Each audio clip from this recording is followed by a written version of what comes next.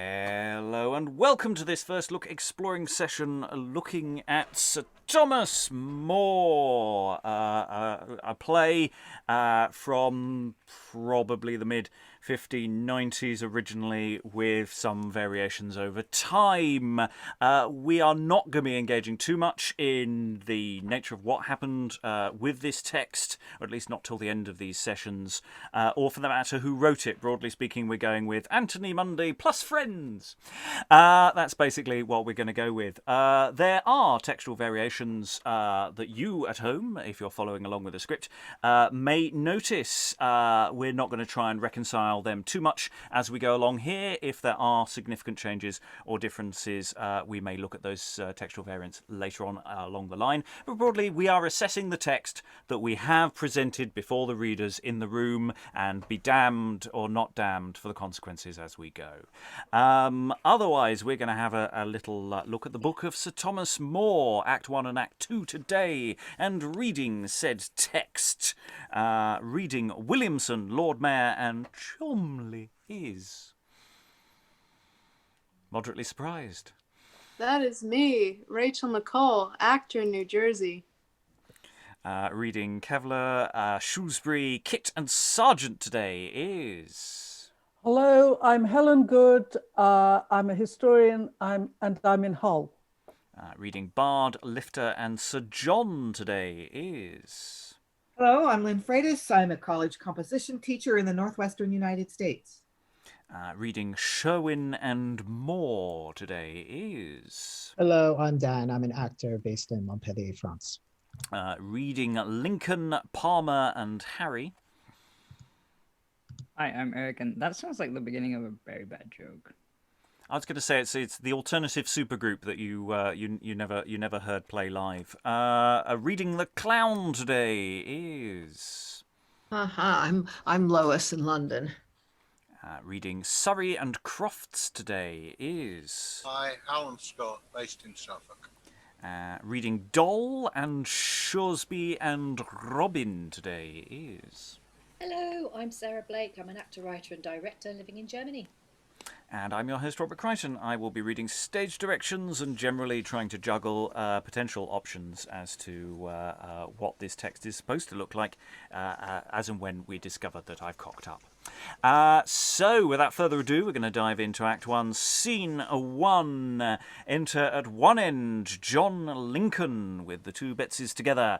At the other end enters Francis de Bard and Doll, a lusty woman, he hailing her by the arm. Whither wilt thou hae me? Whither I please, thou art my prize, and I plead purchase of thee. Purchase of me? Away, ye rascal! I am an honest plain carpenter's wife, and though I have no beauty to like a husband, yet whatsoever is mine scorns to stoop to a stranger. Hand off then, when I bid thee. Go with me quietly, or I'll compel thee. Compel me, ye dog's face! Thou think'st thou hast the goldsmith's wife in hand, whom thou enticest from her husband with all his plate, and when thou turn'st her home to him again, madest him, like an ass, pay for his wife's board. So I will make thy husband too, if it please me. Enter Caveler with a pair of doves, Williamson the carpenter and Sherwin following him. Here he comes himself. Tell him so, if thou darest. Follow me no further. I say thou shalt not have them. I bought them in Cheapside and paid my money for them.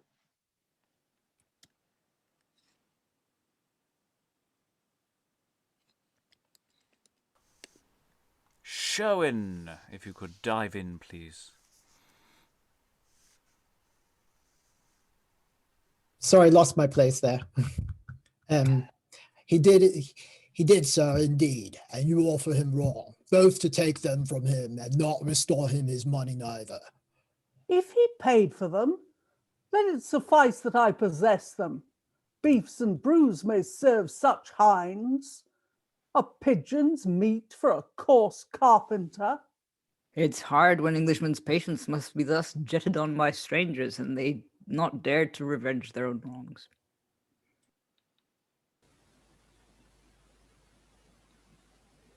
Lincoln, let's beat them down and bear no more of these abuses. We may not, Bets. Be patient and hear more. How now, husband? What? One stranger take thy food from thee, and another thy wife? By Our Lady, flesh and blood, I think, can hardly brook that. Will this gear never be otherwise? Must these wrongs be thus endured? Let us step in and help to revenge their injury. What art thou that talkst of revenge? My lord ambassador shall once more make your major have a check if he punish thee for this saucy presumption. Indeed, my Lord Mayor, on the ambassador's complaint, sent me to Newgate one day, because against my will I took the wall of a stranger. You may do anything, the goldsmith's wife and mine now must be at your commandment. The more patient fools are ye both to suffer it. Suffer it? Mend it thou or he, if ye can or dare. I tell thee, fellows, and she were the mayor of London's wife, had I her once in my possession, I would keep her in spite of him that durst say nay. I tell thee, Lombard, these words should cost thy best case. Were I not curbed by duty and obedience, the mayor of London's wife? Oh God, shall it be thus? Why, Bets, am I not as dear to my husband as my Lord Mayor's wife to him? And wilt thou so neglectly suffer thine own shame? Hands off, proud stranger!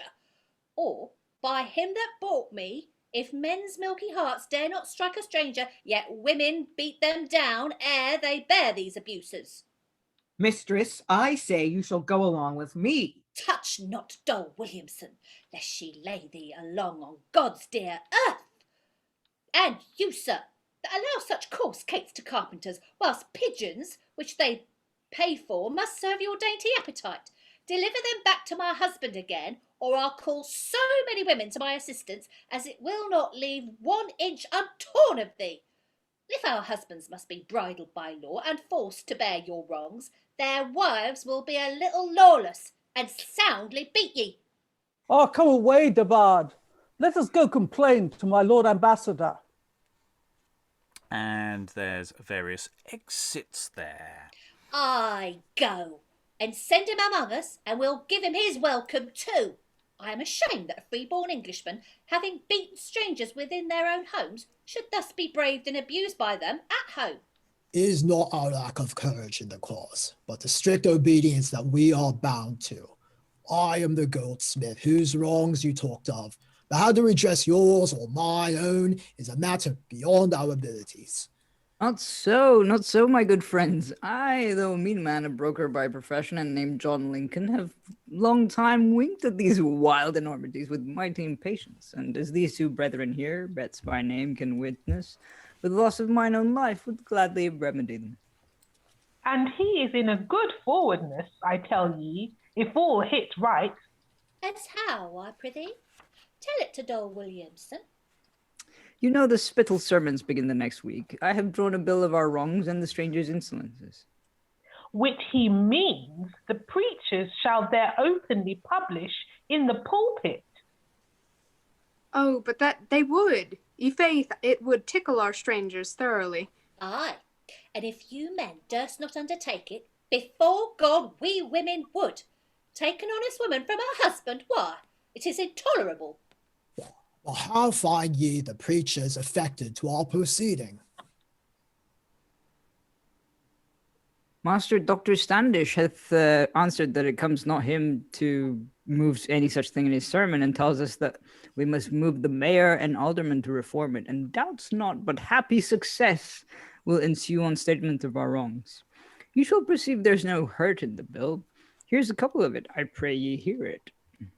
With all our hearts, for God's sake, read it. To you, the worshipful lords and masters of the city, that will take compassion over the poor people, your neighbours, and also of the great importable hurts, losses, and hindrances whereof proceedeth extreme poverty to all the king's subjects that inhabit within the city and suburbs of the same. For so it is that Aliens and strangers eat the bread from the fatherless children and take the living from all the artificers and the intercourse from all the merchants, whereby poverty is so much increased that every man bewaileth the misery of another. For craftsmen be brought to beggary and merchants to neediness. Wherefore, the premises considered, the redress must be of the common knit and united to one part. And as the hurt and damage grieveth all men, so must all men see to their willing power for remedy, and not suffer the said aliens in their wealth, and the natural born men of this region to come to confusion. Before God, 'tis excellent, and I'll maintain the suit to be honest. Well, say 'tis read. What is your further meaning in the matter? What? Marry, list to me. No doubt, but this will store us with friends enow, whose names we will closely keep in writing. And on May Day next in the morning, we'll go forth a-Maying. But make it at the worst May Day for the strangers that ever they saw. How say ye? Do ye subscribe, or are ye faint-hearted revolters? Hold thee, George Betts. There's my hand and heart, by the Lord. I'll make a captain among ye, and do somewhat to be talked of for ever after. My masters, ere we part, let's friendly go and drink together, and swear true secrecy upon our lives.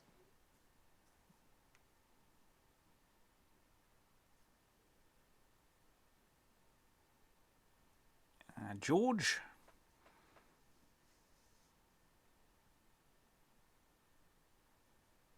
Elizabeth?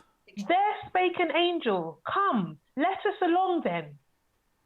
And that closes Act 1, Scene 1, with the voice of Elizabeth, who I forgot to introduce at the beginning, who is reading George, and as also the recorder and messenger later on. Elizabeth, do introduce yourself. I'm terribly, terribly sorry. Hi, my name is Elizabeth Amisu, and I'm an author based in Romford. I also, but no, I did mention Lois, didn't I? I mentioned you. Yes. Okay, that's where it went wrong. I have a system, and it went horribly wrong there. Anyway, I Spy Strangers. There's some things afoot. Thoughts from the room about what this play is setting up here.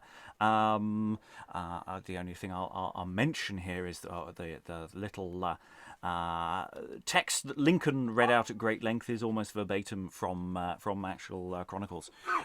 So that is a bit of living history that this play has presented before you. But the nature of the characters are more in the playwright's hands. Thoughts from the room? Anyone have anything they want to jump in on? I'll go to Rachael, then Alan. Are they trying to annul Williamson's marriage to his wife or divorce them? I'm a little confused. Anyone want to leap in on that? Lois? No, I think they just want to take her off and rape her and dump her back where she came from. Typical terrible foreigner behavior. Yes, that was perhaps not the answer you were expecting there. I'll go to Alan, then I'll go to Elizabeth. All right, two things. One, we seem to be getting early version Daily Mail. Let's have a bit of xenophobia. The other one that just struck me is the reference to the goldsmith's wife, and I'm almost wondering if there's a callback there to the story of Jane Shaw, which I know was a much earlier period, but it could just be coincidence. Elizabeth? Yeah, despite the subject matter, I thought it was quite a jaunty start to a play. I thought that the introduction to the characters was really well done. And I like the way the play just hits the ground running. You just get all these characters very, very quickly bouncing off each other, all arguing and kind of bouncing off one another. And I thought that it was just a very, very strong opening of a text that keeps the reader and the audience really engaged from the beginning. And I like that. Obviously, there was some problematic stuff to start with the xenophobia and with the kind of misogyny. But obviously, with this time, that's to be expected a little bit.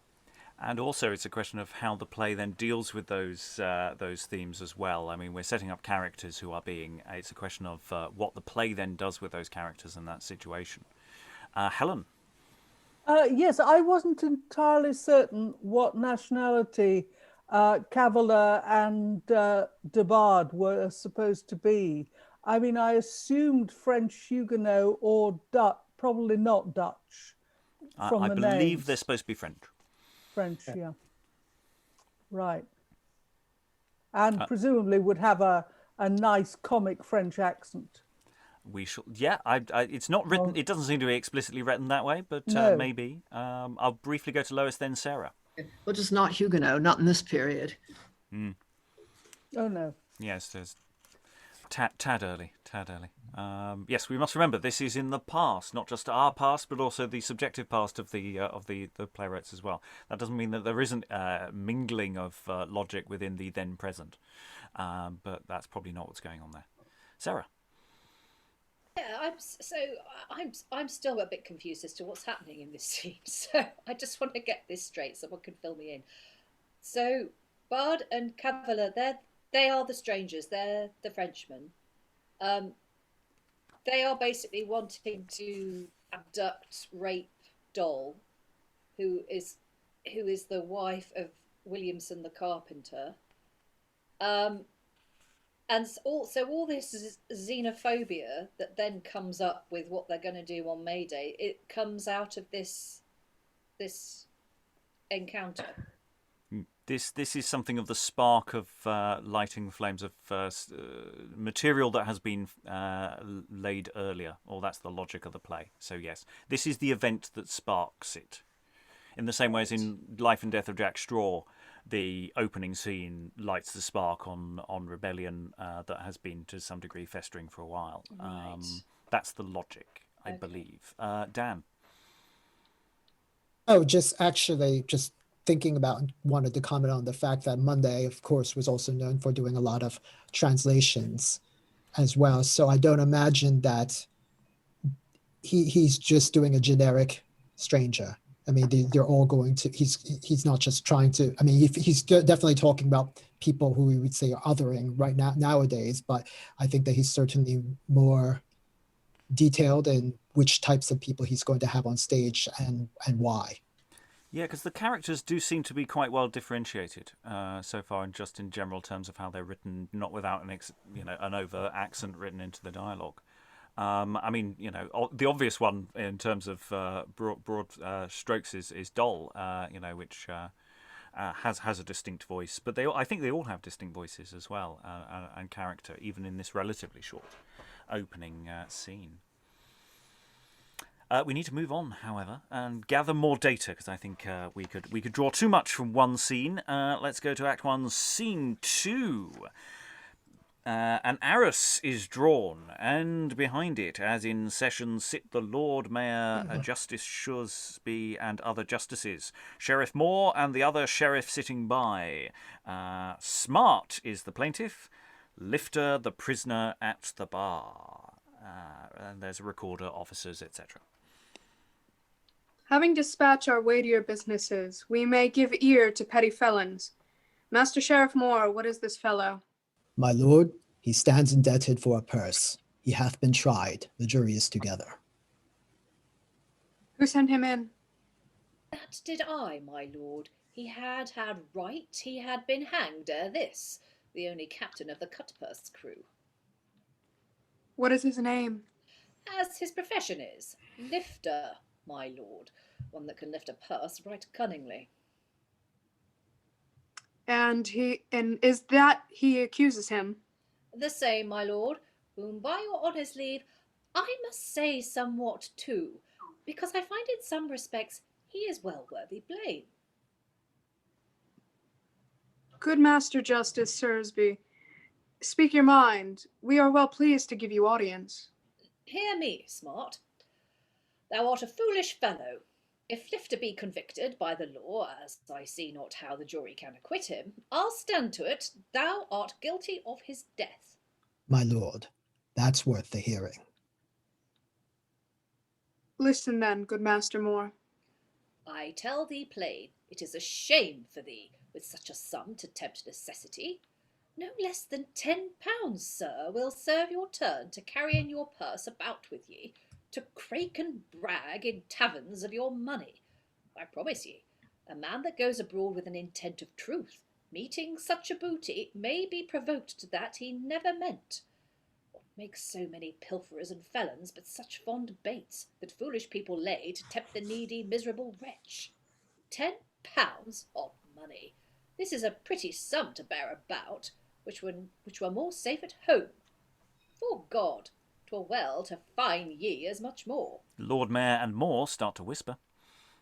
To the relief of the poor prisoners, to teach ye be more careful of your own. In sooth, I say, you were but rightly served if ye had lost as much as twice £10. Good, my lord. Soothe a point or two for once, only to try conclusions in this case. Content, good Master Moore, will rise a while, and till the jury can return their verdict, walk in the garden. How say ye, justices? We We like it well, my lord. We'll follow ye. And exeunt the Lord Mayor and justices. Nay, plaintiff, go you too. And officers, stand you aside and leave the prisoner to me for a while. Lifter, come hither. What is your worship's pleasure? Sirrah, you know that you are known to me, and I have often said ye from this place since first I came in office.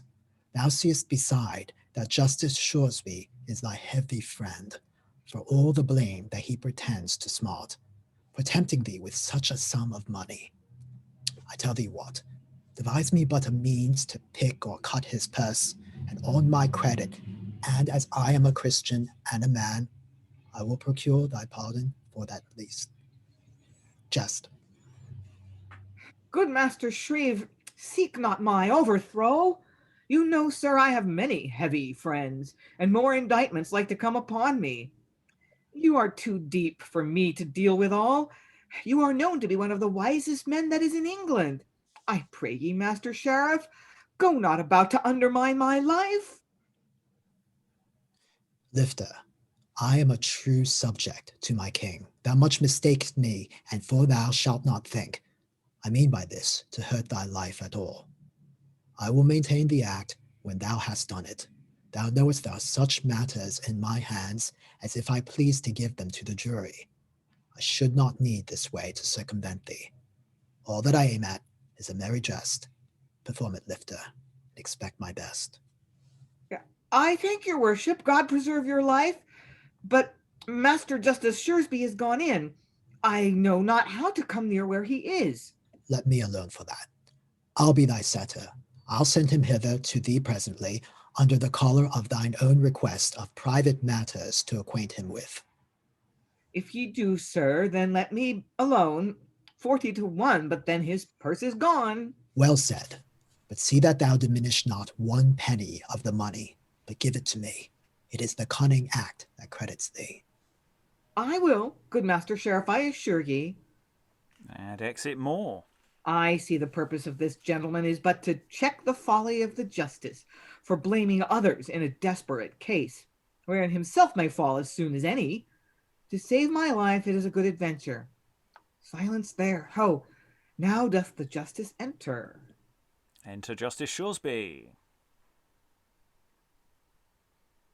Now, sirrah, now, what is your will with me? Wilt thou discharge thy conscience like an honest man? What sayest to me, sirrah? Be brief, be brief. As brief, sir, as I can. If ye stand fair, I will be brief anon. Speak out and mumble not. What sayest thou, sirrah? Sir, I am charged, as God may be my comfort, with more than is true. Sir, ye are indeed with more than's true, for you are flatly charged with felony. You're charged with more than truth, and that is theft. More than a true man should be charged with all.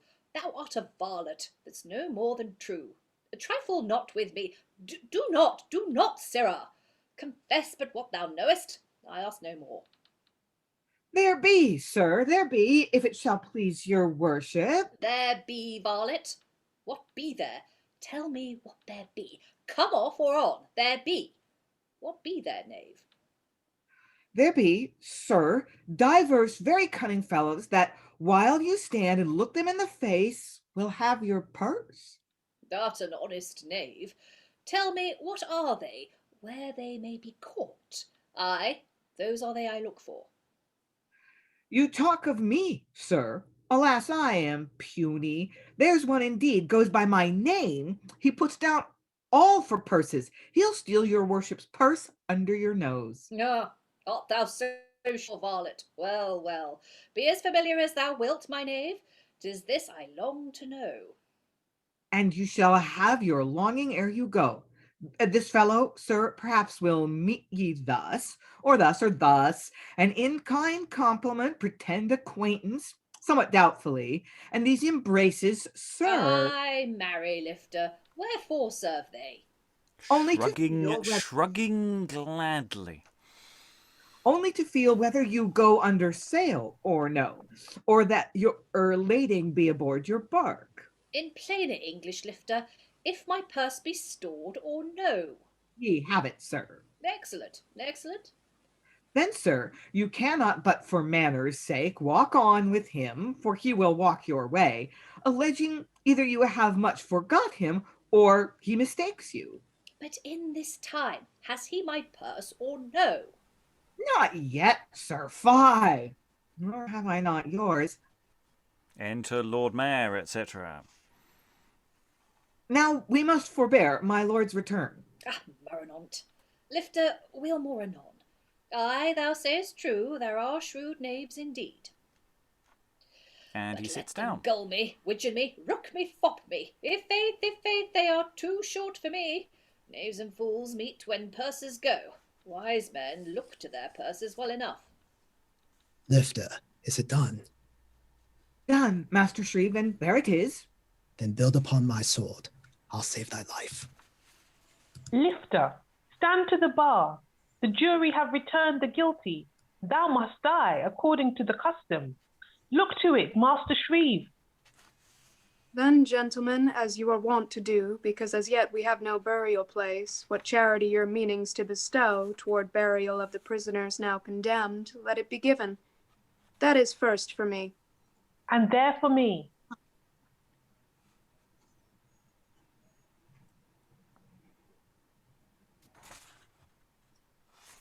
Another says, and me. Body of me, my purse is gone. Answer! Why here? How can that be? Against all reason, sitting on the bench. Lifter, I talked with you. You have not lifted me. Ha! Suspecting me, sir? Ah, what a world is this? But hear ye, Master Shrewsbury, are you sure you had a purse about ye? Sure, Master Shreve, as sure as you are there, and in it £7 odd money, on my faith. £7 odd money! What, were you so mad, being a wise man and a magistrate, to trust your purse with such a liberal sum? £7 odd money, for God, it is shame, with such a sum to tempt necessity. I promise ye, a man that goes abroad with an intent of truth, meeting such a booty, may be provoked to that he never thought.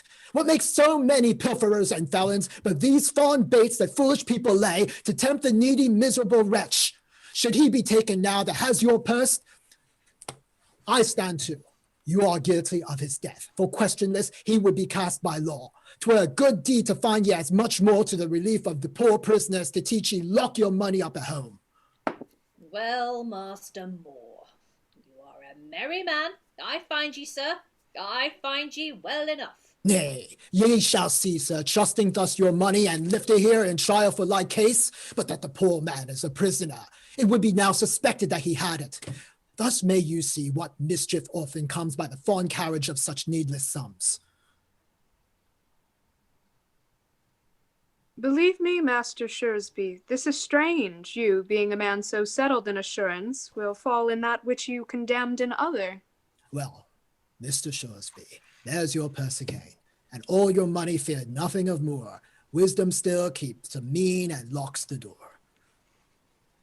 And they exit. So it's an interesting little scene. I like the way the scene starts. I particularly just like the effectively Lord Mayor goes, Next.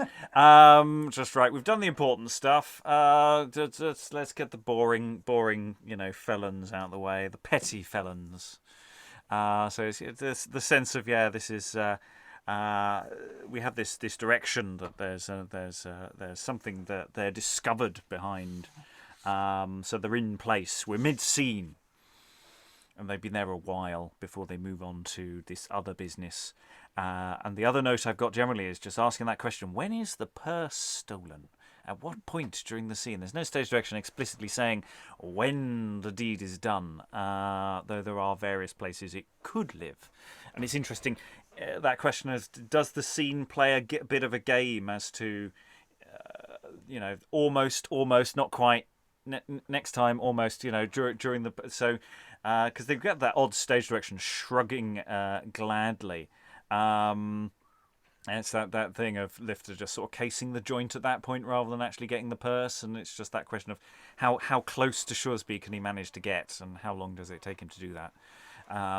Which gives you plenty to play around with. Thoughts on the room, Sarah? I'm wondering if it happens, because Lifter has that line, no, nor I have not yours. So I assume it happens after that. And then a couple of lines down, Shrewsbury sits down. And as he sits down, he's saying, but let them gull me, widgeon me, rook me, fop me. So I'm wondering if it actually happens as he sits down while he's actually saying that. It would be quite funny if it happened then. But I once again, I find myself really confused by this scene, so I need someone to explain it to me, because I get what Moore is doing, but I'm not sure how it helps Lifter. I could see how it would help Smart, because Shrewsbury saying, oh well, you pretty much flashing your cash around, you pretty much encouraged the man to rob you. So I can see, as Alan said in the chat, victim blaming. I can see why this argument would help Smart, but I don't see how it helps Lifter really. But maybe something. More. How do you feel about it? You obviously you instigated this action. Any thoughts? Other than I think that Moore likes a good jest and shows some sort of I think he likes to show that he's more clever than other people. At least that's what he's establishing right off the bat there. But that he comes from a good place, looking out for the underdog. How is he looking after the underdog, though? This is the thing. I don't see how his action actually helps Lifter in any way. He claims that it's going to help Lifter, but I need it explaining to me. I'll go to Lois, then Rachael. Yeah, I think this is sort of like the cop who has his pet criminal, isn't it? Who is a kind of informer on other criminals who are worse than he is. But all I can assume is that he's sort of said something privately to the Lord Mayor, and maybe the Lord Mayor is also in on this, and that's why he tells Lifter that he'll be okay. Because obviously Lifter's worried that they could double cross him and say, look, he's stolen money even in the presence of the law, take him off immediately. Rachael, then Lynn. No, I think is it Shrewsbury who says that somebody carrying 10 pounds deserves to get robbed, kind of, and then himself being the judge and leaving 7 pound behind on a bench, not even paying attention. By his own logic, he deserves to be robbed, and so if he deserves to be robbed, then the Lifter who's actually stolen can't be the criminal. I think that's what Moore is saying to him, or at least that's how I interpreted this, but I'm a little confused about the mechanisms going on in this scene that he's doing. I'll briefly go to Dan, then Lynn. I just wanted to add that Munday at least conceived, I think, I'm reading it this way, of when the purse goes, because we don't have it in our script, but in the original manuscript, which Munday is fond of sometimes including stage directions, during Lifter's aside, there's actually a point where he says, or thus, and in the margin, it's indicated action. So I think at that point, Munday at least intended possibly for it to be lifted there. It doesn't have to have been lifted there, but that's what least he thought. Lynn, then Alan, I think. So I was just wondering if the scholars in the room had a sense of what the powers and the jurisdictions in London were. So does Moore, as sheriff, have the authority to commute the prisoner's sentence once the guilty plea has been, once the guilty verdict has been entered, or would that be the mayor's purview? I mean, basically saying, "I'll get your sentence commuted. I'll get you off if you help me play this practical joke." Does he have the authority to do that? And if he does, I assume that that's what happens. Yeah, Helen. I would say not, but this is a play. On the whole, had all convicted felons been executed, there wouldn't have been much of the population left. There was an enormous amount of pardoning went on. Yeah. And commuting. There were a lot more capital crimes then than enormous. I mean, every felony was effectively a capital crime, and consequently, what they did was not only for felonies but also in other matters as well. The original sentences were enormous and barbaric, and the fines would cripple a family for generations. But what happened was you then made a very humble submission and sued for pardon and said you would hereafter be a perfect member of the Commonwealth. There was also, you got effectively a mulligan, because if you could recite your neck verse, you would not be executed for a first offence. Get out of jail free card if you can read a bit of. Yeah. Alan and then Lois. Yeah, I think quite honestly, this is an audience pleaser. It's more taking the mick out of a rather stuffy establishment figure, performing the role of satirists and comedians down the ages. And I'm sure that if this was well staged with a lot of rehearsal to get the action right, would actually be very, very entertaining in the theatre. Yeah, because this is something that the physical action is as important as the words. And yeah, I think that is the logic, is that basically Moore's given him the nod, so that we can do a bit of business which demonstrates what a kind of person Thomas More is. Lois. Yeah, it's sort of jest book stuff, or from some of the accounts of More give the impression that he was just laughing all the way to the scaffold, and that everybody else was laughing too. Yeah, I was looking at the text again, and I was wondering whether that bit where Lifter says, "Nor I have not yours," is actually sarcastic, because Suresby's saying, "Has he got my purse at this point?" And no, I don't have yours either, he says to himself, meanwhile waving it toward the audience. I don't know, it just seems to me he needs to get it earlier than the end of that episode. Yeah, because otherwise it's very, very late in the day. But I think that's one to workshop, isn't it? Elizabeth, then Eric, then Dan. Yeah, Rob, I just wanted to speak to what Helen was saying. I thought what Helen was saying was really fascinating, because I have heard stories of people being hanged, like children being hanged for stealing a loaf of bread. And I heard that the justice system in the 16th century was just really, really punitive. And there was a lot of capital punishment, corporal punishment. But to hear from Helen that there were actually a lot of pardons is new. And it speaks to the play as well. So so we may have the villain or the plaintiff, I think it's plaintiff, or the defendant get away with it. They did and they didn't. It was in our terms, far more barbaric. But on the other hand, it wasn't quite what it seems to be, if you see what I mean. There was a lot more pardoning. Of course, it depends on you having a friend who would speak in your defense to the judge. One of the ways of not being hanged was to become a hangman. No, if you were hanged, if you were part of an assize and there were half a dozen of you, say, condemned to death, and they couldn't find a hangman, the person who hanged the other 5 would get off. Oh. It was a different world. Very. Yeah. I mean, I think part of the way enforcement worked is like you didn't know if you would draw the short straw if you were convicted or not. So it was it was really more sort of enforcement by terror than by yes. justice. Yes.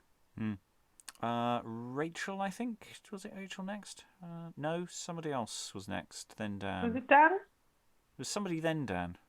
Eric, maybe? Maybe it was Eric.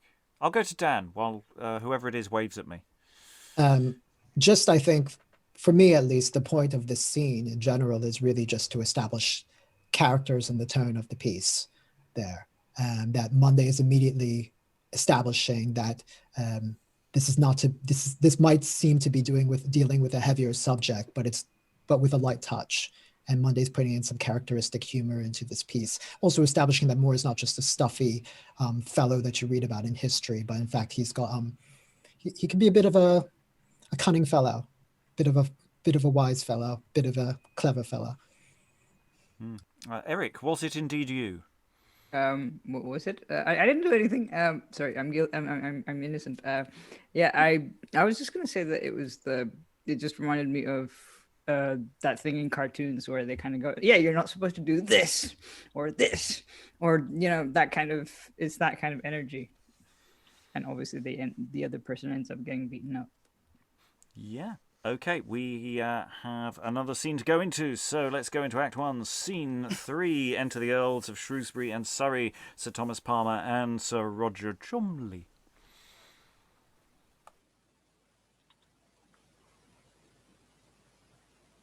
My Lord of Surrey and Sir Thomas Palmer, might I with patience tempt your grave advice? I tell ye true, that in these dangerous times I do not like this frowning vulgar brow. My searching eye did never entertain a more distracted countenance of grief than I have late observed in the displeased commons of the city.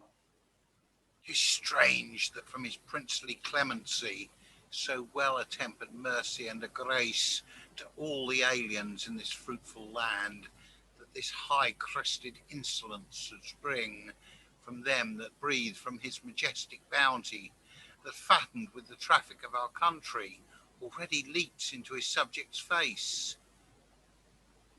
Yet Sherwin, hindered to commence his suit against debarred by the ambassador by supplication made unto the king, who having first enticed away his wife and got his plate, near worth £400, to grieve some wronged citizens that found this vile disgrace oft cast into their teeth. Of late sues Sherwin, and arrested him for money for boarding of his wife. The more knave bard that using Sherwin's goods doth ask him interest for the occupation. I like not that, my lord of Shrewsbury. He's ill bested that lends a well-paced horse unto a man that will not find him meet. My Lord of Surrey will be pleasant still. I, being then employed by your honours to stay the broil that fell about the same, whereby persuasion I enforced the wrongs and urged the grief of the displeased city, he answered me with the solemn oath that if he had the mayor of London's wife, he would keep her in despite of any English. 'Tis good, Sir Thomas, then, for you and me. Your wife is dead, and I a bachelor. If no man can possess his wife alone, I'm glad, Sir Thomas Palmer, I have none. If I take a wife, I shall find her meet. And reason good, Sir Roger Cholmley, too. If these hot French Needsley will have sport, they should in kindness yet defray the charge. 'Tis hard when men possess our wives in quiet, and yet leave us in to discharge their diet. My lord, Archaetus shall not use the market for our provision, but some stranger now will take the victuals from him that he hath bought.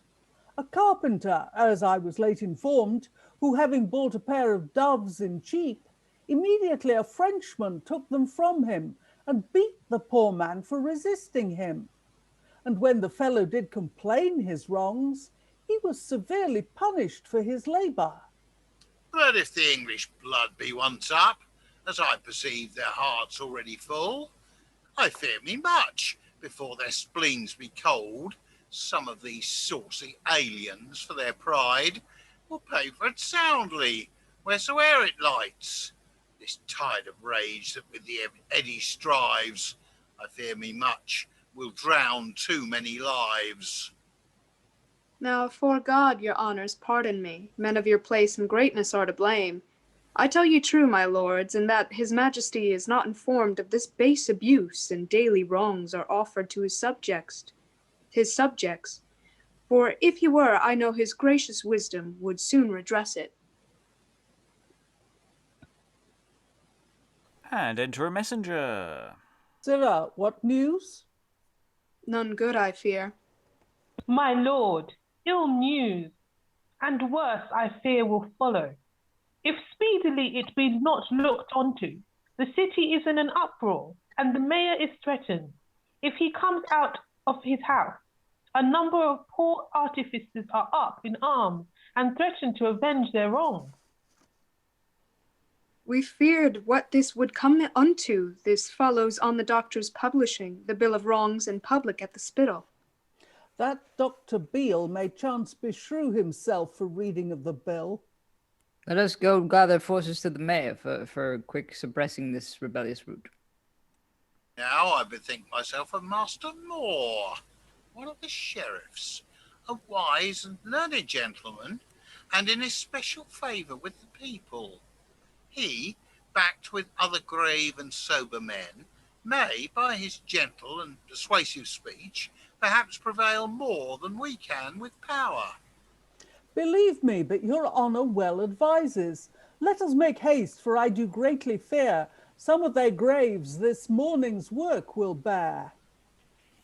And they exit. So we're getting more and more sense of what's going on in the streets. We're also getting other layers of people's opinions as to the current situation. Thoughts from the room about where we currently are. We're only 3 scenes in, by the way, of the play. Three individual units of action have so far occurred. We're getting a slightly different, more top-looking down view from what's going on in the streets as well. I'll go to Helen, then Rachael. Yes, there's the nice standard disclaimer. If His Majesty had been informed, he would have done something about it. Therefore, he absolutely can't know.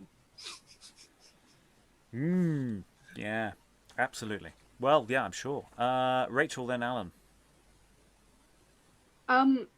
No, did somebody say before that this was based on, is this based on a real case? Is that why they keep bringing up this, is that why this subject was chosen for the Well, con? yes, it's a historical character, historical incident. So it's coming from chronicle sources.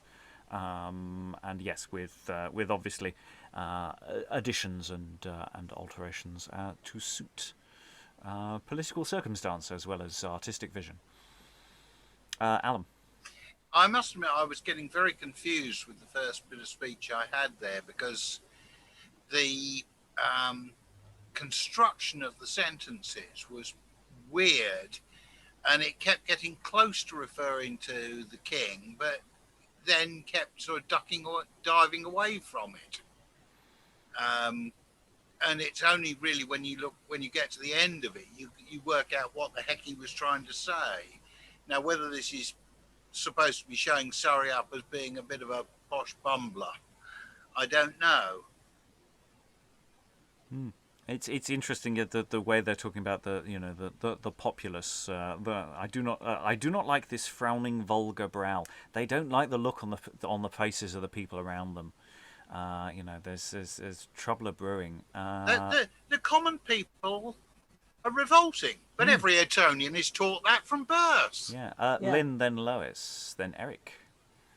Yeah, I feel a little disoriented because the text has made some effort in the first couple of scenes to vilify the foreigners or the immigrants, whatever you want to call them, living in London. They're not just creating unfair competition for tradespeople. They're rapists and thieves.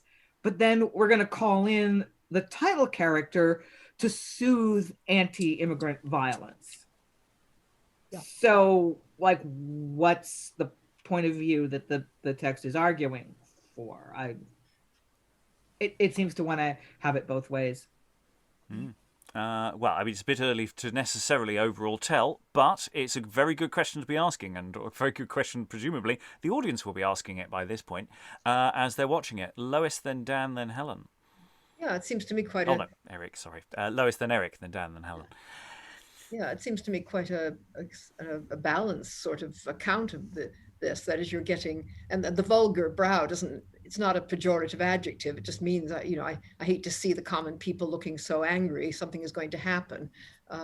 And they seem to me to be, I mean, they're partly making jokes, ho, ho, lucky we don't have wives, but also I think they're relatively sympathetic. I mean, they certainly aren't on the side of the foreigners and what they're saying about this, but they are worried about what's going to happen.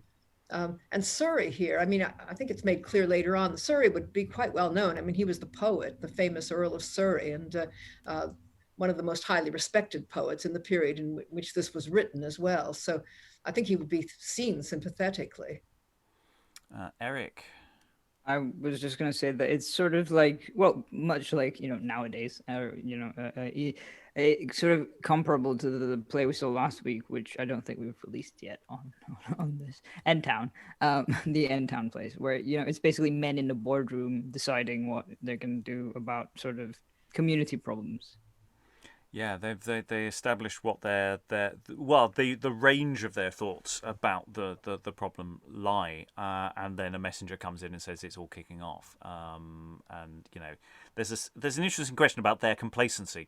They've slowly noticed people getting a bit more angry, and they've done nothing, possibly because of their attitude, which is not exactly exemplary, but in its own right. Dan, then Helen.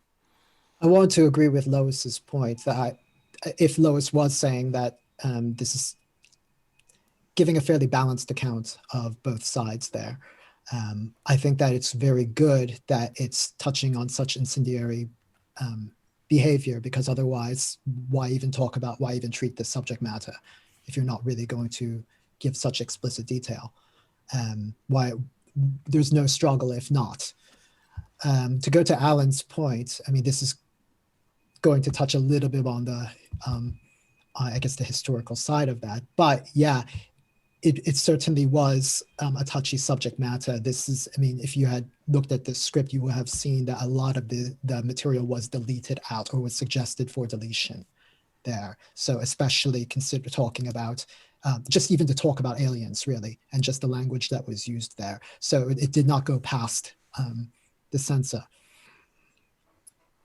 Okay, we're going to go into Act 2, and we're going to go into a number of pseudo scenes and more expensive scenes. So we're going to run Act 2, Scene 1 into Act 2, Scene 2, as we have it here.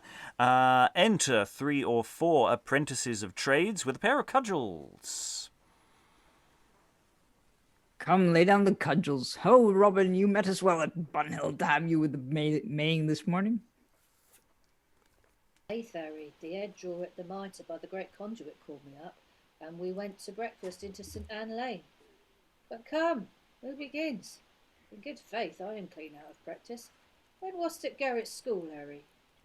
Not this great while, ne'er since I brake his usher's head when he played his scholar's prize at the Star in Bread Street.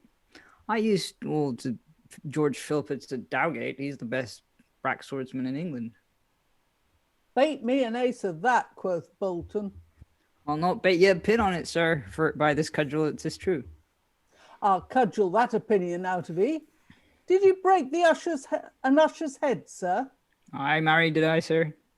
Oh, I'm very glad on it. You shall break mine too, if ye can. Sir, I prithee, what art thou? Why, I am apprentice, as thou art. Seest thou now? I'll play with thee at blunt here in Cheapside, and when thou hast done, if thou beest angry, I'll fight with thee at sharp in more fields. I have a sword to serve my turn in a favour. Come duly to serve. And they exit. Act 2, Scene 2. Enter Lincoln, 2 Betsy's, Williamson, Sherwin, and others armed. Doll in a shirt of mail, a headpiece, sword and buckler, a crew attending. Come, we'll tickle their turnips, we'll butter their boxes. Shall strangers rule the roost? Yes, but we'll baste the roast. Come, a flaunt. Brother, give place, and hear John Lincoln speak. Aye, Lincoln, my leader, and Doll, my true breeder, with the rest of our crew shall run Tantarat run, do all that they can. Shall we be bobbed, brave? Now. Shall we be held under? Now. We are free-born, and do take scorn to be used so. Peace there, I say. Hear Captain Lincoln speak. Keep silence till we know his mind at large. And largely deliver. Speak, bully, and he that presumes to interrupt thee in thy oration, this for him. And gallant bloods, you whose free souls do scorn to bear the enforced wrongs of aliens, add rage to resolution, fire the houses of these audacious strangers. This is certain Martin's, and yonder dwells Mutus of wealthy Picardy at the Green Gate, the Bard, Peter van Hollock, Adrian Martin, with many more outlandish fugitives, shall enjoy more privilege than we in our own country. Let's then become their slaves, since justice keeps not them in greater awe. We be ourselves proper ministers at law. Use no more swords, nor no more words, but fire the houses. Brave Captain Courageous, fire me their houses. Aye, for we may well as make bonfires on May Day as at midsummer. We'll alter the day in the calendar and set it down in flaming letters. Stay! No, that would much endanger the whole city, whereto I would not the least prejudice. No, nor I neither. So may mine own house be burned for company. I tell you what, we'll drag the strangers into Moorfields, and there bombast them till they stink again. And that's soon done, for they smell for fear already.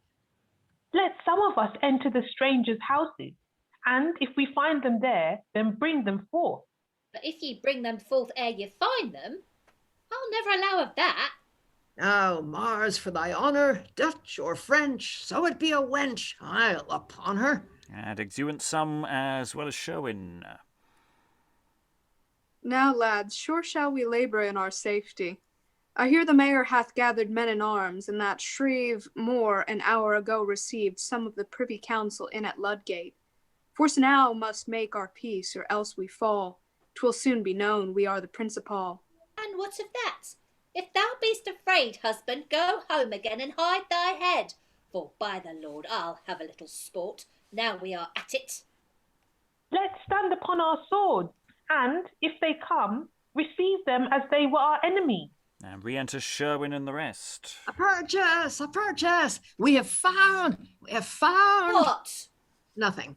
Not a French Fleming, nor a Fleming French to be found, but all fled in plain English. How now, have you found any? No, not one. They're all fled. Then fire the houses, that the mayor being busy about the quenching of them we may escape. Burn down their kennels. Let us straight away, lest this day prove to us an ill May Day. Fire! I'll be the first. If hanging come, 'tis welcome. That's the worst. And they exit. So fine, responsible citizens all there. Yeah, we have these elements of business thrown together in ways. Any thoughts from the room? It's all getting very, very violent. So far, they haven't found anyone, which is a good thing. Yes, we're not seeing anything particularly on stage. It's a continuation of calls for violence and the expectation of violence, but we have not actually witnessed anything yet. Thoughts on the room? I'll go to Rachael first. No, she's decided against it. Oh, right. No, okay. I looked away. I shouldn't have looked away. Yeah. I'll go to Lois. Yeah, well, just the obvious point that the clown completely changes the whole tone of the thing by speaking all that doggerel. Yeah, it's suddenly we're in Jack Straw territory, aren't we? It's that the way the clown functions here is just doing very different things. You know, and it's not a French Fleming nor a Fleming French to be found, but all fled in plain English. I mean, it's very black humour amidst potentially lots of violence here. Alan. Yeah, I'm just trying to think back to which play it was where we had the bastard son rebellion, which had a very similar feel. Wasn't that Edward IV with Falconbridge? Yeah, that's the one. Yeah, well, we had, but in that sense, the prentices were noble prentices of London. These are not exactly noble prentices of London. Renter mob coming out of the boozer completely tooled up and ready for a bundle with anybody in, probably including their own mates. You know, it's not an unknown trope over the many centuries. But the fundamental difference here is they've got names. They've got targets. It's not like these are people going out and fighting another disparate group of people for some reason. Someone's taken trouble to actually identify who they're going for, and that's a fundamentally different kind of violence that we're seeing planned, at least here, and off they go to do it. Eric. While this is obviously set in the I set at least or written in the 16th century, it still feels very sort of recent and topical, considering what's going on in the world right now. Oh, absolutely, yes. These are perennial, sadly perennial instances, especially in London. Rachael. No, yeah, to the effect of what Eric said and Alexandra posted in the chat, that this does seem like the prelude to a hate crime. I mean, because of how many times this text has, talked about, foreigners and stuff like that, and that even though the way they're talking about these things is problematic and it's not a judgment against them, that this way of talking about people still exists in the world, and this these actions that they're saying they're going to take still happens every day. This is a play, or at least this episode in the play is explicitly about sort of nationalist violence, and it's very difficult to avoid depicting that when trying to depict that, if that makes sense. We still need to decide, or we will find out where the play lands overall, and that's an interesting question as to how it all functions as a text. Helen. Yes, the sense that I'm getting of the mood is not dissimilar to the groups of people who planned and executed what they considered justice against paedophiles. It's that sort of the law won't help us, we've got to take the law into our own hands. And it was unfortunate, well, it was more than unfortunate, in that a number of the people that they targeted had absolutely nothing to do with paedophilia at all. what's the word for a child doctor? A paediatrician. Yeah. Yeah, one of them was a paediatrician. And the inciter of that was the woman who at that time was running the Sun. Yes, I mean that's the sense I'm getting of it, rather than outright racism. We will see where it goes in a moment, I think. Let's go into Act 2, Scene 3, as we race to the other side of the equation. Enter at one door Sir Thomas More and Lord Mayor, at another door Sir John Munday, hurt.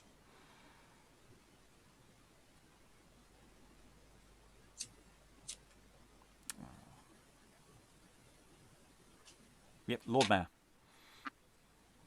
What's Sir John Munday? Are you hurt?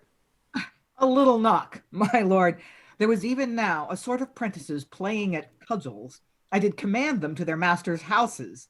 But now, I fear me, they are gone to join with Lincoln, Sherwin, and their dangerous train.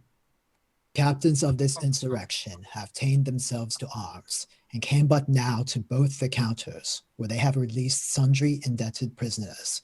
And from thence, I hear that they are gone into St. Martin's, where they intend to offer violence to the amazed Lombards.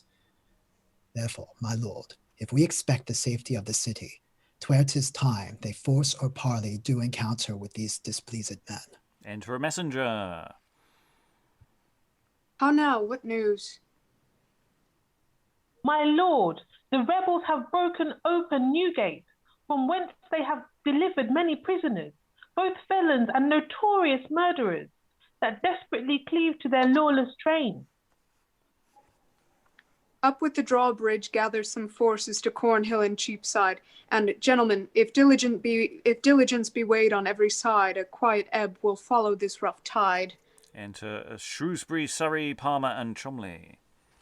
Lord Mayor, His Majesty, receiving notice of this most dangerous insurrection, hath sent my Lord of Surrey and myself, Sir Thomas Palmer, and our followers, to add unto your force our best means for pacifying of this mutiny. In God's name, then, set on with happy speed. The king laments if one true subject bleed. I hear they mean to fire the Lombards' houses. O power, what art thou in a madman's eyes? Thou makest the plodding idiot bloody wise. My lords, I doubt not, but we shall appease with a calm breath this flux of discontent. Call them to parley, questionless may fall out good. 'Tis well said, Master Moore.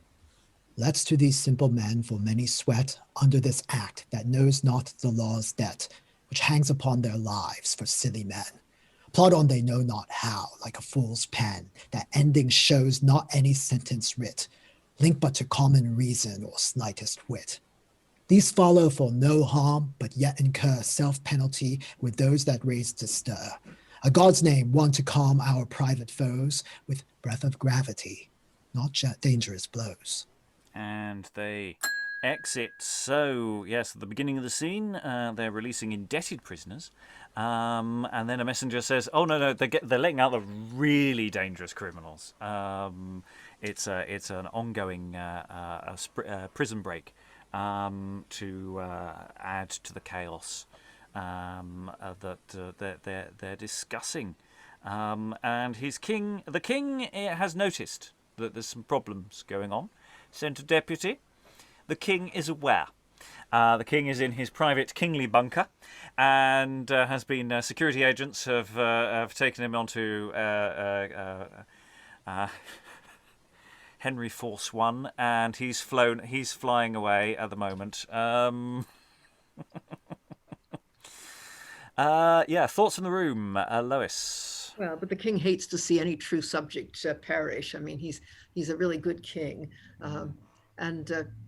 Moore makes a sensible point in that last very sententious rhyming speech, which is that an awful lot of perfectly decent people are going to get dragged along by the force of this mob and probably end up getting punished along with them. Yes. Rachael. If this was originally a Q script, just how nice it is for the Lord Mayor, as soon as the, Surrey and Shrewsbury all walk in, he doesn't have to listen anymore. So the actor themselves could just give a very, more relaxed and relieved thing, knowing that's their last line in this scene. And it just a nice little writing device. And then also how saying no, true citizens' blood or subjects' blood will be spilled. I think that's something, that talks about how country defines who is a citizen and who is not. Those types of debates. What I'm trying to say is how a country defines people. That the way the legal system discriminates against people brings questions as to how much a country considers somebody a citizen, if that makes sense. Other thoughts from the room? Moore's point is following on Lois's point, just about the people are going to get caught up in the atmosphere and may commit perfectly everyday citizens may commit crimes that in another context they wouldn't do. That does remind me of events in the past. I'll go to Eric, then Helen. I was just going to ask how often this kind of thing would happen. Not necessarily obviously in the not playworthy, but sort of how often would this kind of anti-foreign violence break out? More often than we'd like is basically the answer, but not. I think Helen might be able to answer this better than I. Even within play terms, Jack Straw again explicitly features the massacre of Flemish workers as part of the school settling that goes on within the wider rebellion. So it does happen. I wouldn't say it's semi-annually, but it does happen on more often than we'd like. Helen. Yeah, it was very strong. All the way through, and it then got translated into a deep and abiding hatred of the Scots, especially after James I came to the throne, when there were slightly more Scots than Londoners felt that circumstances would warrant. The murders of foreigners because they were foreign were not uncommon throughout the entire period. And the various celebrations like Shrove Tuesday, which was famous for football violence, and May Day and various other days, they were always flashpoints, and the government was always very, very worried about the mob, because they knew that when it came down to it, they had absolutely no way of putting down a mob. Right. Mm. Yeah, so you have a nice various potentially public holidays during the summer when it's nice and warm, or spring summer, as a flashpoint opportunity that it's where people may be gathering as well. The reason why a crowd might gather, and that's also why people have not always been desperately keen on theatres. Anywhere where a large number of people might gather is potentially dangerous in that sense. Lynn, then Lois. Yes, just to echo what Helen said, part of the anxiety we have to remember is that there was no standing professional law enforcement. There wasn't any such thing as a paid police force or a standing army. There was no National Guard, which is a U.S. institution. But so the people that were tasked with controlling these things weren't professionals, and there weren't very many of them. So the anxiety among the authorities was running really high, because if enough people got rowdy enough, it could get really, really ugly, and the authorities don't have the tools to control it. Lois. Yeah, just sort of reinforcing Sarah's point about English being a bunch of xenophobes. Yeah, they really are. I mean, foreign visitors to the country, when they write about it, say people here hate foreigners. They'll yell at you in the street and throw things at you and so on. And it goes on like that. In the 18th century, I remember reading in one of Boswell's journals that he's in a coach with an old lady who is obviously, he thinks, German, but who knows that everybody hates foreigners. And so she's pretending that she sounds funny because of her teeth, that they're not very good. And I mean, it just seemed like such an extreme example of someone desperate not to be taken for foreign. Yes, and we only have to look at the playwriting output of someone like Robert Wilson, where you have an awful lot of plays where the primary focus is, to a degree, extolling dislike of foreign merchants, for people who might be taking our jobs away, inverted air quotes, kind of attitudes. So it does turn up in quite explicitly different terms in plays as well, questions turn up all over the place. I'll go to Rachael, then Eric, and then we will move on. I know this is from, that we're saying that it's in, the English or in the UK, and that it's taking place in this century, this xenophobia. But I think that every society has that, and this does speak to something universal and dangerous in people. In that nationalism creates this like hierarchy amongst, citizens, or, putting them above immigrant people who want to naturalize. Who was next? Sorry, Eric, then Helen. I was just going to say that it's interesting that aside from the nationalist part, which is obviously the big part of this discussion, the sort of putting down of a rebellion or a riot is also obviously important here, because it could cause, like, the mob rule could cause a sort of overturning of power, I'm guessing. I don't know what level of threat it could cause to the king, for example, but maybe sort of if it spirals out of control, it could just, And very briefly, Helen. A lot of the crown revenue was dependent on customs. Customs was dependent on trade, and trade was dependent on these Lombards. So we will go into quite a long scene. Act 2, Scene 4. Enter Lincoln, Doll, Clown, George, Betts, Williamson, others, and a sergeant at arms. Peace, hear me. He that will not see a red herring at a harry groat, butter at 11 pence a pound, meal at 9 shillings a bushel, and beef at 4 nobles a stone, list to me. It will come to that pass if strangers be suffered. Mark him. Our country is a great eating country. Ergo, they eat more in our country than they do in their own. By halfpenny loaf a day, troy weight. They bring in strange roots, which is merely to the undoing of poor princes. For what's a sorry parsnip to a good heart? Trash. They breed sore eyes, and 'tis enough to infect the city with the paisley. Nay, it has infected it with the palsy, for these bastards of dung, as you know, they grow in dung, have infected us. And it is our infection will make the city shake, which partly comes through the eating of parsnips. True, and pumpkins together. What say ye to the mercy of the king? Do ye refuse it? You would have us upon this, would you? No, marry, do we not. We accept of the king's mercy, but we will show no mercy upon the strangers.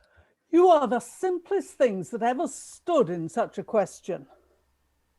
How say ye now, prentices? Prentices simple, down with him. Prentices simple. Prentices simple. Enter the Lord Mayor, Surrey, Shrewsbury, Moor. Hold, in the king's name, hold. Friends, masters, countrymen. Peace, how peace? I charge you, keep the peace. My masters, countrymen. The noble Earl of Shrewsbury, let's hear him. We'll hear the Earl of Surrey. The Earl of Shrewsbury. We'll hear both. Oh. Both. Peace, I say, peace. Are you men of wisdom or what are you? What you will have them, but not men of wisdom. Will not hear my Will lord not of hear my Surrey. sorry. No. Shrewsbury. Whilst they are on the bank of their obedience, thus will they bear down all things. Sheriff Moore speaks. Shall we hear Sheriff Moore speak?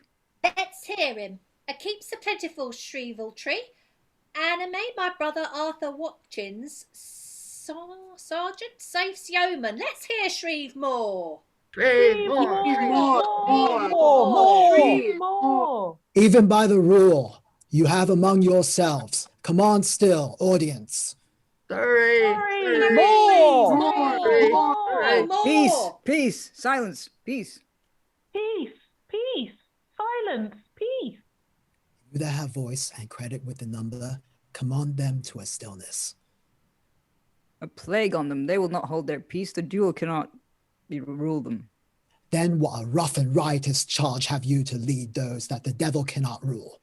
Good masters, hear me speak. Aye, by the mass we will, Moore. Thou art a good housekeeper, and I thank thy good worship for my brother Arthur Watkins. Peace. Look, what you do offend, you cry upon. That is the peace. Not one of you here present. Had there such fellows lived when you were babes that could have topped the peace as now you would? The peace wherein you have till now grown up, had peace had been ta'en from you, and the bloody times could not have brought you to the state of men. Alas, poor things, what is it you have got, although we grant you get the thing you seek? Marry, the removing of the strangers, which cannot choose but much advantage the poor handicrafts of the city. Grant them removed, and grant that this your noise had chid down all the majesty of England. Imagine that you see the wretched strangers, their babies at their backs, and their poor luggage plodding toothports and costs for transportation, and that you sit as kings in your desires, authority quite silent by your brawl, and you, in ruff of your opinions clothed, what had you got? I'll tell you, you had taught how insolence and strong hands should prevail, how order shall be quelled, and by this pattern not one of you should live an aged man. For other ruffians, as their fancies wrought with self-same hand, self-reasons, and self-right, would shock on you. And men, like ravenous fishes, would feed on one another. Before God, that's as true as the gospel. Nay, this is a sound fellow, I tell you. Let's mark him. Let me set up before your thoughts, good friends, on supposition, which if you will mark, you shall perceive how horrible a shape your innovation bears. First, 'tis a sin which oft the apostle did forewarn us of, urging obedience to authority, and 'twere no error if I told you all, you were in arms against God himself. Marry, God forbid that. Nay, certainly you are, for to the king God hath his offense lent of dread of justice, power and command, hath bid him rule, and willed you to obey, and to add ampler majesty to this. He hath not only lent the king his figure, his throne, his sword, but given him his own name, calls him God on earth. What do you then?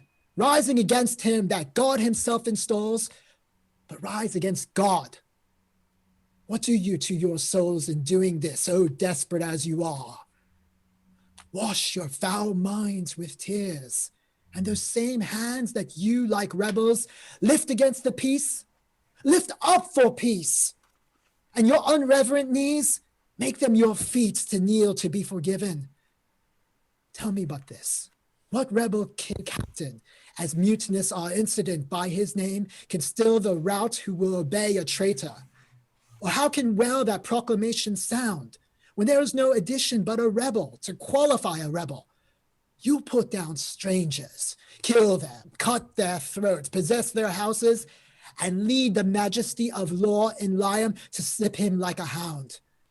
Say now the king, as he is clement, if the offender mourn should so much come to short of your great trespass as but to banish you, whither will you go? What country, by the nature of your error, should give you harbor to go you to France or Flanders, to any German province, to Spain or Portugal, nay, anywhere that not adheres to England? Why, you must needs be strangers.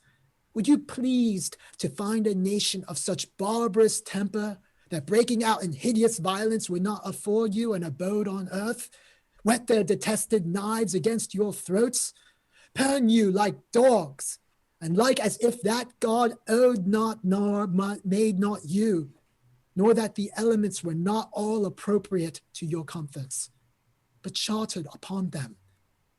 What would you think to be thus used? This is the stranger's case.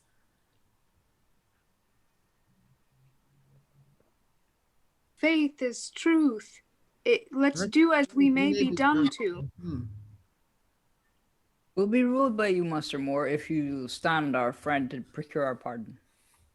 Submit you to these noble gentlemen, entreat their mediation to the king.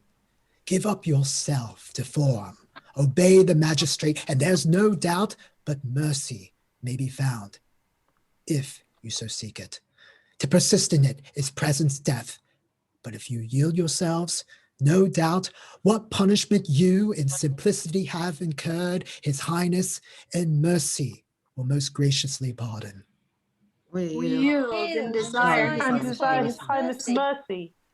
And they all lay by their weapons. No doubt his majesty will grant it you, but you must yield to go to several prisons till that his highness will be further known. Most willingly, whether you will have us. Lord Mayor, let them be sent to several prisons, and there, in any case, be well entreated. My Lord of Surrey, please you take horse and ride to Cheapside, where the aldermen are with their several companies in arms.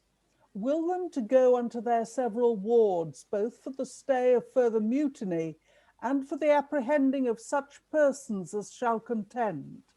I go, my noble lord. We'll straight go tell his highness these good news. Withal, Shrewsbury, I'll tell him how your breath hath ransomed many a subject from sad death. And exit Shrewsbury and Cholmley, following on from the Surrey who exited earlier. Lincoln and Sherwin, you shall both to Newgate, the rest unto the counters. Go, guard them hence. A little breath well spread cheats expectation in his fairest event. Well, Sheriff Moore, thou hast done more with thy good words than all they could with their weapons. Give me thy hand. Keep thy promise now for the king's pardon, or, by the Lord, I'll call thee a plain coney catcher. Farewell, Shrewsbury, and as we yield by thee, so make our peace, then thou dolt honestly. Aye, and save us from the gallows, else a devil's double, honestly. And they are led away. Master Shrewsbury, you have preserved the city from a most dangerous, fierce commotion. For if this limb of riot here in St. Martin's had joined with other branches of the city that did begin to kindle, 'twould have bred great rage. That rage much murder would have fed. Not steel, but eloquence hath wrought this good. You have redeemed us from much threatened blood. My lord and brethren, what I hear you have spoke, my country's love, and next the city's care, and join me to which since it thus prevails. Think, God had made me weak more his instrument, to thwart sedition's violent intent.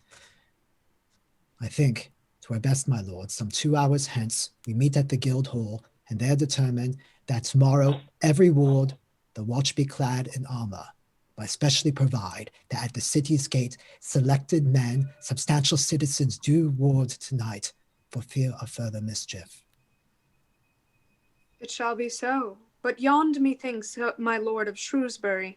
And enter Shrewsbury. My lord, his majesty sends loving thanks to you, your brethren, and his faithful subjects, your careful citizens. But Master Moore, to you a rougher, yet as kind salutation. A knight's creation is this knightly steel. Rise up, Sir Thomas More. I thank his highness for thus honouring me. This is but first taste of his princely favour, for it hath pleased his high majesty, noting your wisdom and deserving merit, to put this staff of honour in your hand, for he hath chose you of his privy council. My lord, for to deny my sovereign's bounty were to drop precious stones into the heaps whence first they came, from whence they ne'er return. To urge my imperfections in excuse were all as stale as custom. No, my lord, my service is my king's. Good reason why, since life or death hangs on our sovereign's eye. His majesty hath honoured much the city in this his princely choice. My lord and brethren, though I depart for court, my love shall rest with you as heretofore a faithful guest. I now must sleep in court, sound sleep forbear, the chamberlain to state is public care. Yet, in the rising of my private blood, my studious thoughts shall tend the city's good. And enter Crofts. How now, Crofts? What news? My lord, his highness sends express command that a record be entered of this riot, and that the chief and capital offenders be thereon straight arraigned, for himself intends to sit in person on the rest tomorrow at Westminster. Lord Mayor, you hear your charge. Come, good Sir Thomas More, to court let's hie. You are the appeaser of this mutiny. My lord, farewell. New days beget new tides. Life whirls about faith, then to a grave it slides. And they exit in various different directions. Okay, so remember, when you're in the midst of a rioters' assembly, when you're promised, hey, let us just arrest you, we'll pardon you later. That's what you've got to go. He's clearly a very convincing speaker. Yeah. I mean, not quite. Yeah, sure. Yes. Thoughts from the room. Moore's very convincing, obviously. Did he convince you, Lynn? Yeah, no.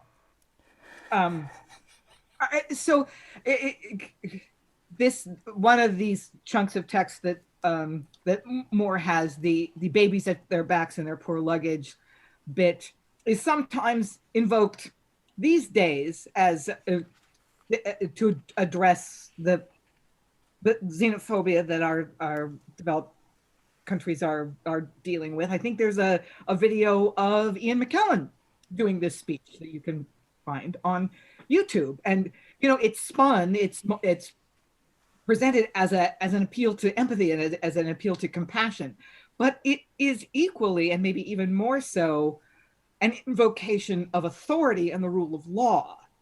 Yeah.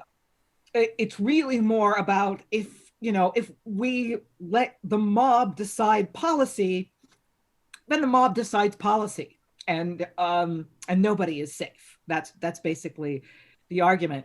And what Moore fails to address is the degree to which the institutions of that society are failing the people.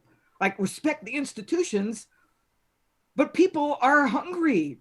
And in the reality of this play, in the world of this play, the non-English people living in London are rapists and thieves, and the authorities aren't doing anything about that.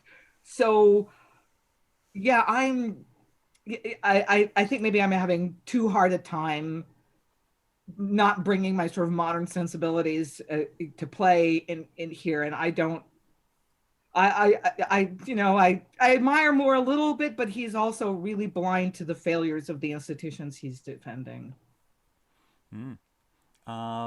But he does dispel the crowd, so maybe it's just what they wanted to hear, because he doesn't really, in a sense, you're right, he doesn't address necessarily what their view of things, their worldview. He just he does dance around it a bit. Other thoughts about the mob, about other people here, and his sudden knighting. I apologise. Actually, there was a missing line during the knighting that I accidentally lopped out. I think your name is yet too short. Nay, you must kneel. I wondered how he. I mean, there was a lot of rise Sir Thomas More. And Yeah. I was wondering, there should have been gestures. No, there was a line to indicate that should have happened. I apologise. That I think I know how that got accidentally excised. So yes, there was a reason for that. It wasn't just randomly. Ta-da! He did actually kneel.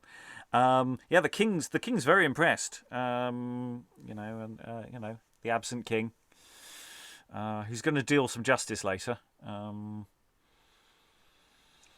Yes, the idea of the king himself sitting as a judge on these people does not fill me totally with confidence. I mean, this is before the head injury, so we've got a relatively sane and enlightened Renaissance prince here.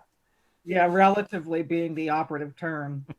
Yeah, there was a big personality change later in the reign, but at this stage he was, at any rate, trying to be a nice guy. But it doesn't fill me with confidence for the future lives of Dol and Co. Well, that's a really interesting question. It's a shame that we're not going to get to the next scene today, where we do find the resolution to that sequence as to what goes on. That's what we're going to be looking at tomorrow. We don't quite get that resolution now. There will be a resolution, and the play will then be doing other jobs of work. Any other thoughts on this scene before we go into other things that I'll throw around the room? Eric. Well, it's compared to the previous scenes, which were like, sort of barely, I don't know, it's much longer than the other three scenes. It's just interesting how the pace changes because of the length of the scene. And the thing is, we've got hints of interlocutors here. Obviously we have the crowd interject, and they have to control the crowd before anyone can make a speech. So the question of how much the crowd is doing during this scene as well. Presumably everybody who's free is on stage. This is a crowd scene, and that's quite important. And it's a really interesting question what the job of the crowd do to be convinced. It's not just enough for more to be convincing. The crowd have to also personate being convinced, which is an interesting additional job. Okay, any other thoughts about this scene that we have just had before I go around the room for final thoughts? Everyone's holding. Oh, Eric thought, maybe, then no. I realized it was a final thought, so it was kind of like, they get, Okay, right. So we've got a sense of the play. We still don't have a final resolution to this part of the plot strand, or for that matter, the final where the play itself overall goes. But even with that, you've got a sense of it now, at least. So I'll go to Eric first. You did wave. So final thoughts, Eric.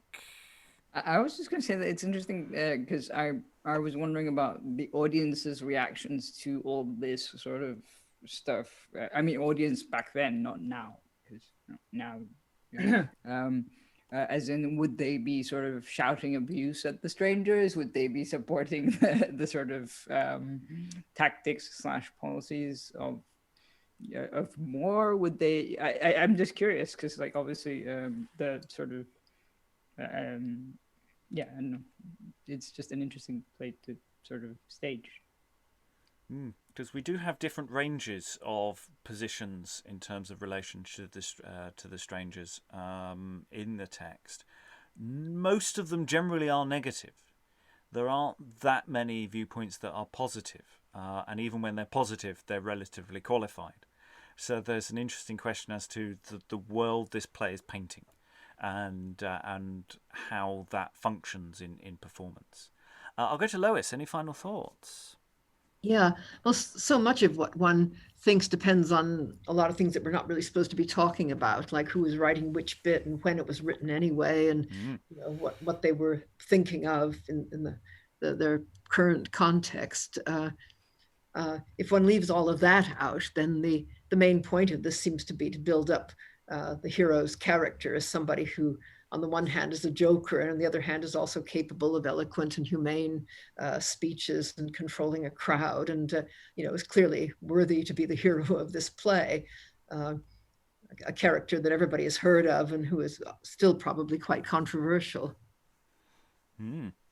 Yes. Dan, any final thoughts from you? Just to build upon, I mean, now that we're on final thoughts, what Lois said, it is going back to, I mean, even just the clown scene that Lois had read, which people had mentioned, kind of shifted the tone of it, was one of those added scenes. And that, along with these long speeches by Moore, certainly I feel like were, yeah, it's to establish, I don't know why they wanted to bring levity into that moment there. But I did think that it brought it back down to, I guess the human level, and probably the touch that they thought was necessary for this kind of play at that moment, considering we were dealing with some pretty heavy items. And as for those speeches, whether or not they were effective, or whether or not they were, I guess, even in good faith, they were effective for at least the crowd in that scene. And I think that's the whole point. And so I wouldn't, you know, whether it's true history or not, for as a piece of drama, I think it works very well.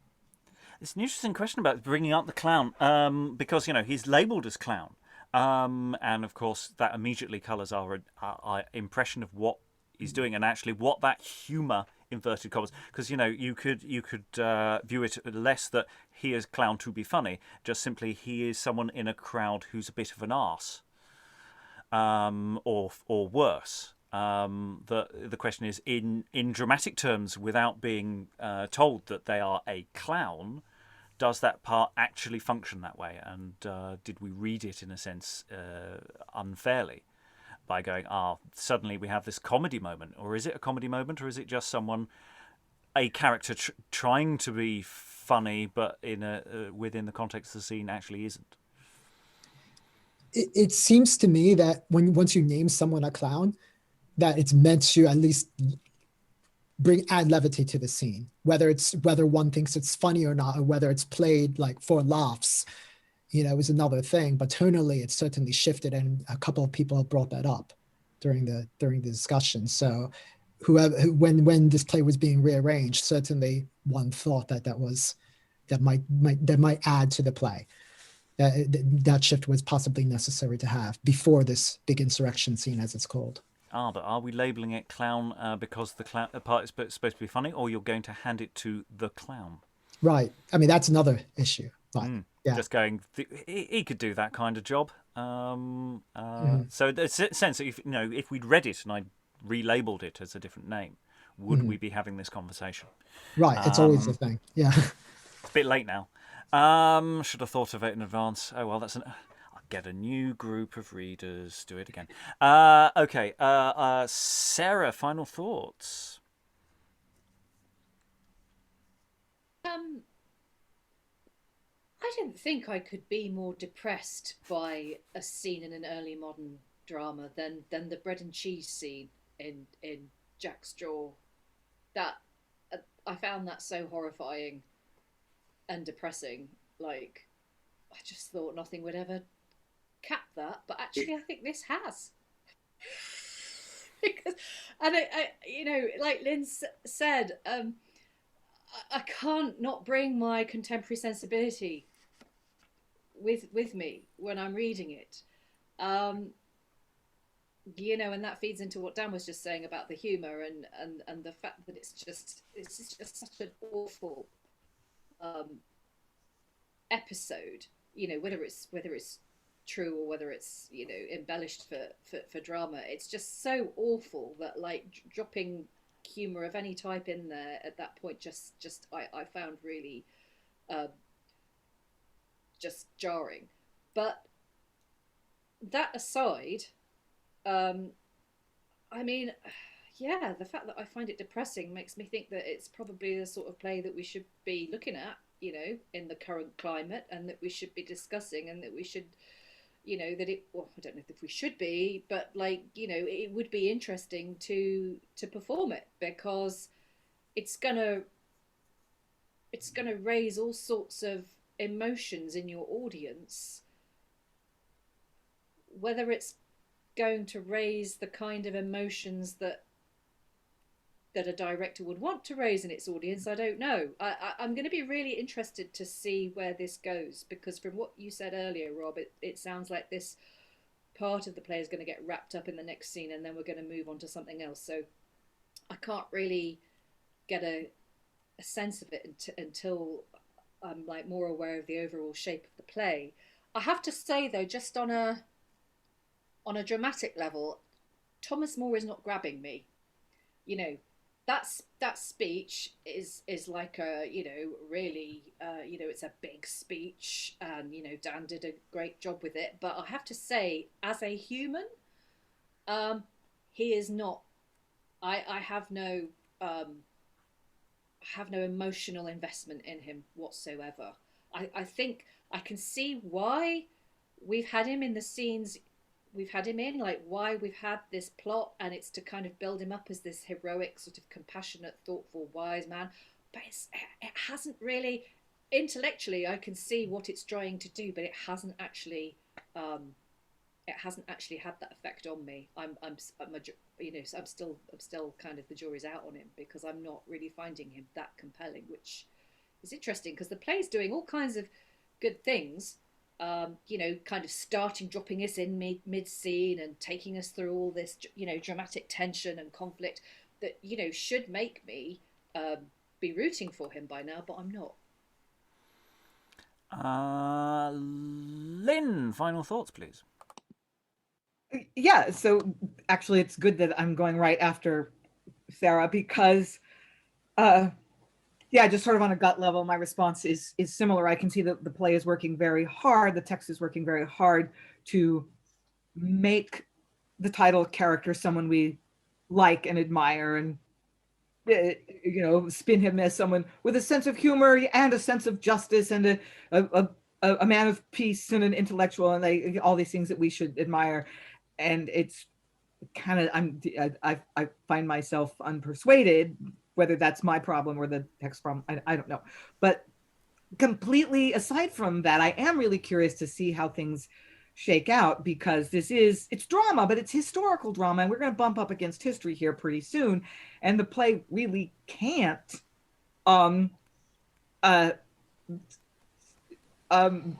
be terribly critical of the monarchy, and Thomas More is about to come into what will end up being a fatal conflict with the monarchy. We know that from history.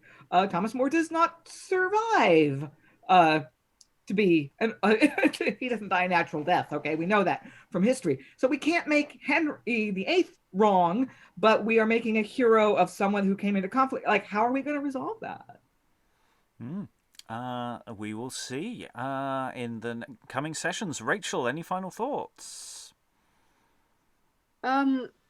Towards the beginning of this section, I was a little confused as to what was going on, and I wonder if that's because it's not a, this case, or what this is historically based on, I guess outside of Thomas More, is not something that I'm as familiar with. I don't know if, you guys are more familiar with that over in the UK, whatever the beginning scenes were based on. So I feel like there must have been a lot more familiarity that they had then than I have now with the beginning of this that was based on. And then sort of what Sarah was saying, that this is a little emotionally heavy in parts, just because their morals and what was right and wrong for them and okay to say is or to feel is not the same as the way that I've been raised. So yeah, but it's interesting to look at it from the perspective of this universal negativity that exists in humanity that is reoccurring, and it is something that you can tap into today, and that speaks to something today. And I think, yeah, if you did put this on, it would be saying something like to whatever audience watched it as some sort of, criticism of their own justice system, or, reflection on their justice system, because there is that sort of thing even now. Alan, final thoughts? Yeah, I mean, the section we've done so far has moved at a remarkably good pace, I think, despite the lengthy exposition that we've had from Moore, which I must admit I didn't find, I would agree with Sarah, I didn't find particularly intellectually convincing. But I'm getting distinct flashbacks to the Edward IV stuff that we were talking about earlier, and also to Jack Straw and various others of, peasants lie down, do what you're damn well told, and reinforce the existing power structure. And I mean, there was some comments there about, don't be nasty to the Lombards because that might impede trade. Well, we've seen similar things in the last dozen years or so. Don't upset the bankers. They're allowed to do what the hell they like. Helen, final thoughts? Yeah, as far as I can tell, this play is going entirely on what was thought about Thomas More at the time when the play was written, that he was a practical joker and that he was a very popular Sheriff of London, one of the most popular sheriffs of London that there had been. And his practical jokes were, I find practical jokes a complete pain in the neck, but obviously there are people who think they're admirable, and also that he was extremely wise and learned, which we still remember. Obviously people remembered other things about him too, but they haven't appeared in the play yet. But I do think that this is much more remembering Thomas More than creating him. And I think that this is partly what the audience would have expected of Thomas More. Yes, and there are some additional things we'll talk about next time. We'll filter into some of the discussion towards the end of tomorrow's session about some of the stories about the real figure and how they intersect with the play world itself. Elizabeth, final thoughts. You get the last word. Yes, I'm mindful of time, Rob, that we're into extra time now. So I just wanted to say that what I thought overall of the play was that it was interesting the way it positions Thomas More as our protagonist. He is not central to the narrative like the ensemble is. I think it's more the play serves the ensemble rather than More himself, compared to some of the other plays that we've done that have a central character, for example, Cromwell. That was just my final thought. We do have a few minutes in lieu, so if anyone has any additional final thoughts that are out there, we do have time. But otherwise, we'll wind it down now. So yes, we've done the first 2 acts of Sir Thomas More. We're going to leap into Act 3, going into Act 4 next time, as we see where the narrative is taken. All that remains is to thank all these wonderful readers for all their wonderful time, and see you next time for more. Goodbye.